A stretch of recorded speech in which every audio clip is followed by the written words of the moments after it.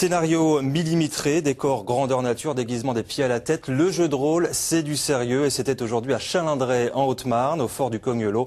300 passionnés se sont donné rendez-vous pour habiter des personnages imaginaires. Mais pour rentrer, Luc Barré et Mathieu Benito ont dû montrer patte blanche. Bienvenue au fort de Cognolot en Haute-Marne, un fort où depuis quelques années à cette même époque se croisent Romains, Celtes et autres barbares. Près de 300 personnages ont ainsi investi ce week-end ce fort, baptisé pour l'occasion Ville de Siram, et ici chacun joue son rôle. Je suis Bacchus, dieu du vin, de la fête et de tout ce qui s'ensuit, et je suis ici pour m'occuper des différents lieux de plaisir et de faire que tout se passe bien dans une ambiance festive et conviviale. Ils ont entre 25 et 35 ans, ils viennent de toute la France, de Suisse ou de Belgique. Tous sont passionnés de jeux de rôle, grandeur nature. Ils viennent ici vivre une aventure et si chaque personnage a un objectif à atteindre, tout ou presque est calé selon un scénario imaginé par les organisateurs.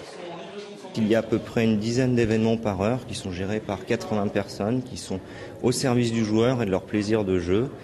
Il peut y avoir des apparitions de grands prêtres, donc on joue dans un contexte antique et en permanence, là dans cette salle, il y a des gens qui passent, qui repassent et qui vont donner vie au jeu.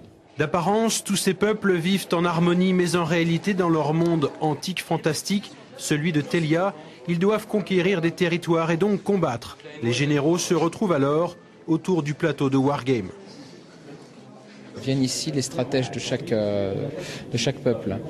Leur but est de conquérir une partie du monde ou de défendre certaines positions. Chaque peuple a son propre pouvoir, mais ils ne peuvent le faire qu'ici. Venez participer au grand jeu de Siram.